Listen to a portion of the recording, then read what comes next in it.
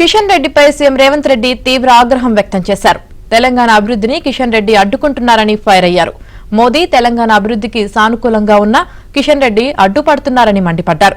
కిషన్ రెడ్డి బెదిరింపులకు భయపడబోమని హెచ్చరించారు. కానీ తెలంగాణకు న్యాయం జరగాలని కోరుకుంటాము, తెలంగాణ అభివృద్ధి జరగాలని కోరుకుంటాము, తెలంగాణలో భారతీయ జనతా పార్టీ బలం పెరగాలని కోరుకుంటాము, ప్రజలకు మేలు జరగాలని కోరుకుంటాము. అంతే తప్ప రేవంత్ రెడ్డి మీద కోపంతో తెలంగాణ అభివృద్ధిని అడ్డుకునేటువంటి అజ్ఞానం కామ్యమైన విషయాన్ని అర్థం చేసుకోవాలి.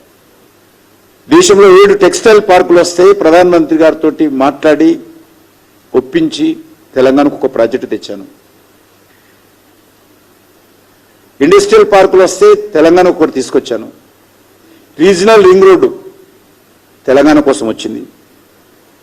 కానీ ఈరోజు ముఖ్యమంత్రి గారి వివరం ఎట్లుందంటే ఖాళీ పాత్రలు పెద్ద శబ్దం చేస్తాయి.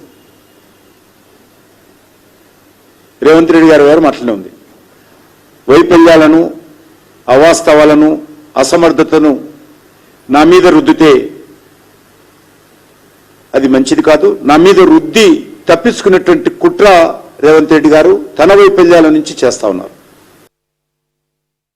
కిషన్ రెడ్డి ఒక ఆయన మోపై నిన్నమన్నా నువ్వేం చేసినావు అంటాడు. నువ్వేం చేసినావా? మరి నేను వచ్చి 12 నెలలు అయింది, మీ మోడీ 12 ఏళ్ళ నుంచి ఏం చేసినావు అంటే మా మోడీకి ఇంత పనులు చేస్తాడని. నేను ఏదైనా కష్టపడి కొట్లాడి చేస్తే అది మేమే ఇచ్చినామంటాడు. ఉదాహరణ వరంగల్లో ఇవాళ ఎయిర్పోర్ట్ తీసుకొచ్చినాం. నానా తిప్పల పడి ఢిల్లీకి వెళ్ళి నేను కూర్చొని వచ్చిన. కానీ కిషన్ రెడ్డి అంటున్నాడు లేదు ఆ ఎయిర్పోర్టు నేనే తెచ్చినా, మేమిచ్చిందే ఎయిర్పోర్టు మా మోడీ ఇచ్చిండు నేను తెచ్చినా అంటున్నాడు. ఓకే, నాకేం అభ్యంతరం లేదు. మీడియా మిత్రులారా, మోడీ గారు ఇచ్చిండ్రు, కిషన్ రెడ్డి గారు తెచ్చిర్రు. అది నిజమైతే మెట్రో రాలేదు కదా, రాలేదంటే ఆపింది మోడే కదా. మూసీ నది ప్రక్షాళనకు నిధులు రాలే కదా, ఆపింది మోడే కదా. మాపమని చెప్పింది నువ్వే కదా. రీజనల్ రింగ్ రోడ్డు ఉత్తర భాగం నేను తెచ్చినా అంటున్నావు కదా, దక్షిణ భాగం ఆగిపోయింది, ఆపింది నువ్వే కదా. ఉత్తర భాగం కూడా క్యాబినెట్ లో పెట్టకుండా టెండర్లు పిలిచిన వాయిదాలు వేస్తున్నది నువ్వే కదా. మా పాలమూరు రంగారెడ్డి ఎత్తిపోతలకు 60 టీఎంసీల నీటి కేటాయింపులు 10 ఏళ్ల నుంచి పెండింగ్ ఉన్నది కదా, ఆపింది నువ్వే కదా.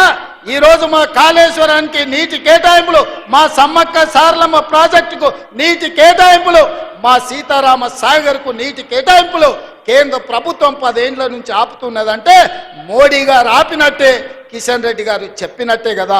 ఈ లాజిక్ ఎందుకు మిస్ అవుతున్నావు కిషన్ రెడ్డి గారు అని నేను అడుగుతున్నా. వస్తేనేమో ఆయన కథలు రాసుకుంటాడట, రాకపోతేనేమో రేవంత్ రెడ్డి ఏం చేయలేదు అంటాడంట. నేను 55,000 ఉద్యోగాలు ఇచ్చిన, సంవత్సరానికి 2 కోట్ల ఉద్యోగాలు ఇస్తా అన్నాడు. 12 ఏళ్ళైంది ప్రధానమంత్రిగా మోడీ పదవి చేపట్టి 24 కోట్ల ఉద్యోగాలు ఇవ్వాలి. తెలంగాణ రాష్ట్రంలో నేను ఎల్బీ స్టేడియంలో తలలు లెక్కగట్టి 55,163 మందిని నేను తలలు లెక్కగట్టిస్తా. మీ మోడీ తెలంగాణలో ఎన్ని ఉద్యోగాలు ఇచ్చిండో నువ్వు లెక్కగట్టి చెప్పు కిషన్ రెడ్డి అని నేను అడుగుతున్నా.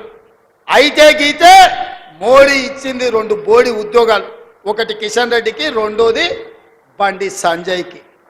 ఇదంతా ఎట్లుందా అంటే గుండు అరగుండు బ్రహ్మానందం దగ్గరికి పోయినట్టు ఉంది.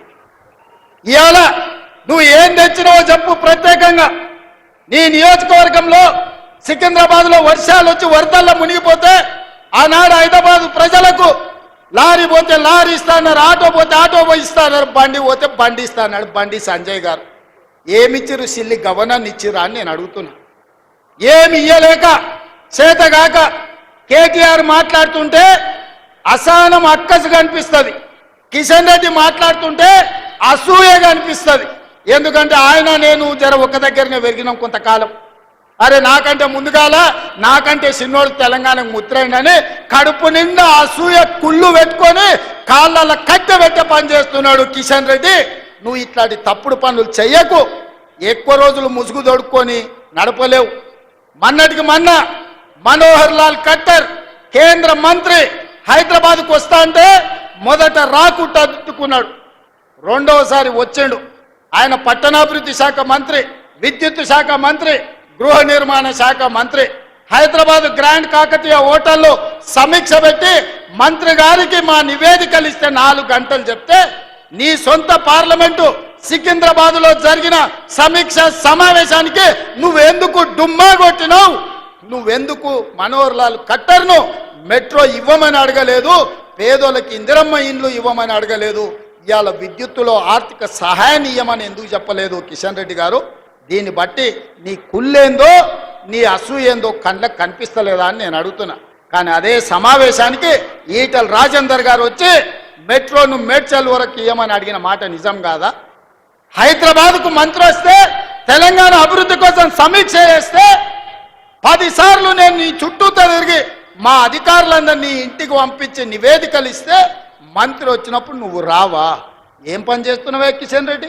హైదరాబాద్కు ఢిల్లీలోనే మంత్రి వస్తాడు కానీ ఈడ గల్లీలో ఉన్న నువ్వు సమీక్షకు రావా? ఇది నీ బుద్ధి, నీ దుర్బుద్ధి తెలంగాణ సమాజానికి అర్థమైతలేదా? ఇంత కుళ్ళెందుకు కిషన్ రెడ్డి నీకు? కడుపు నిండా కుళ్ళు పెట్టుకున్నాడు బాగుపడ్డోనే ఉన్నాను చూసినావా కిషన్ రెడ్డి ఎప్పుడైనా? కుళ్ళుతోనే కృషించిపోతారు. నీకు నిజంగా చిత్తశుద్ధి ఉంటే 10 తారీఖు నుంచి పార్లమెంటు రాబోతుంది. తొందరలోనే మా భట్టి విక్రమార్క గారు తెలంగాణ నుంచి ఉన్న పార్లమెంటు సభ్యులను రాజకీయాలకు అతీతంగా 17 మంది లోక్సభ సభ్యులను 7 మంది రాజ్యసభ సభ్యులను ఇంక్లూడింగ్ కిషన్ రెడ్డి అండ్ బండి సంజయ్ని సచివాలయంలో సమీక్ష పెట్టండి. తెలంగాణ రాష్ట్రానికి రావచ్చిన ప్రాజెక్టుల వివరాలు, తీసుకోవాల్సిన అనుమతులను పవర్ పాయింట్ ప్రజెంటేషన్ మీరు ఇవ్వండి. అవన్నీ తీసుకొని ఢిల్లీకి వెళ్దాం, మోడీని కలుద్దాం, తెలంగాణకు సాధించుకుందాం.